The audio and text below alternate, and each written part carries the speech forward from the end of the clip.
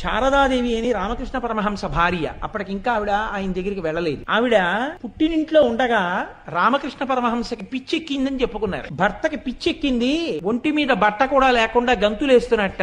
ఈ వెర్రిది మా ఆయన కాపరానికి ఎడతాననుకుంటోంది. ఆఖరికి రామచంద్రుడు అంటే శారదాదేవి తండ్రి తీసుకెళ్ళి పిచ్చాడికి కట్టబెట్టాడు ఈ అమ్మాయిని చెప్పుకునేవారు. పాపం ఆవిడ చెవుల్లో పడ్డ ఈ మాటలు. ఏమిటో భర్తకి పిచ్చెక్కిందిట, ఆయన అలా తిరుగుతున్నారట, నేను భార్యని ఇక్కడ ఉండిపోయాను, ఇటువంటప్పుడు కదా నేను ఆయనకి శుశ్రూష చెయ్యాలనుకున్నాడు. ఇది పాతివ్రత్యం. అసలే పిచ్చెక్కి తిరుగుతున్నట్ట, మనకెందుకు వచ్చిన గొడవ ఆవిడ అనుకోలేదు.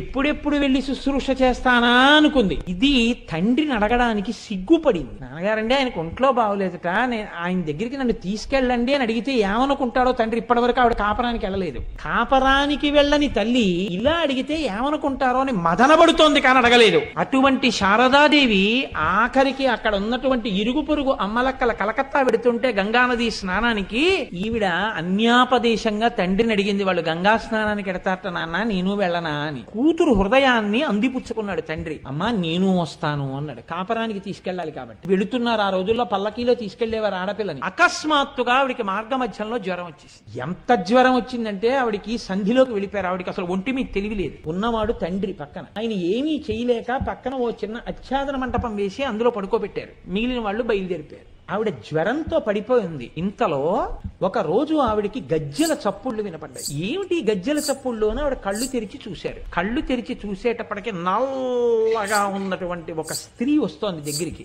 ఆవిడ రాసుకున్నారండి జీవిత చరిత్రలో. ఆవిడ చెప్పుకున్నారు తన శిష్యులకి. ఒక ఆవిడికి, నల్లనిదైనా అంత అందగత్తెని నా జన్మాంతరమునందు నేను ఇక చూడలేదు అని రాసుకున్నారు. ఆవిడ పార్వతి కాళిక. ఆవిడ వచ్చి మంచం మీద కూర్చున్నారు పక్కన. కూర్చుని ఏమ్మా ఏం అలా ఉన్నామే అన్నారు. బాగా జ్వరంగా ఉందండి, ఏం బెంగెందుకు అన్నారు. మా వారిని చూడాలని బయలుదేరాను, ఏమిటో ఈ జ్వరం ఇలా వచ్చింది, ఆయనకి వెళ్లి సేవ చేయలేకపోతున్నాను, అందుకు బెంగగా ఉందమ్మా అన్నారు. అంటే మీరెక్కడి నుంచి వచ్చారు అని అడిగింది ఈవిడ శారదాదేవి. నేను కలకత్తా నుంచి వచ్చాను అన్నారు. అనగానే ఈవిడ సంతోషంతో మీరు మా వారిని చూశారా రామకృష్ణ పరమహంసని అని అడిగారు. అసలు ఆయన అక్కడ ఉంచింది నేనే కదమ్మా, నువ్వు వస్తున్నావని అన్నారు. అని ఆవిడ లలాటమును నిమిరి ఆవిడ యొక్క తల మీద చెయ్యి వేసి ఒళ్ళంతా నిమిరి నీకు తగ్గిపోతుంది లేమ్మా అని వెళ్ళిపోయింది. అంతే, మరునాటికి జ్వరం తగ్గిపోయింది. ఆవిడ పల్లకి ఎక్కి రామకృష్ణ పరమహంస దగ్గరికి వెళ్ళిపోయారు. ఆవిడికి దర్శనం అయింది అమ్మవారు అనుగ్రహించింది. శారద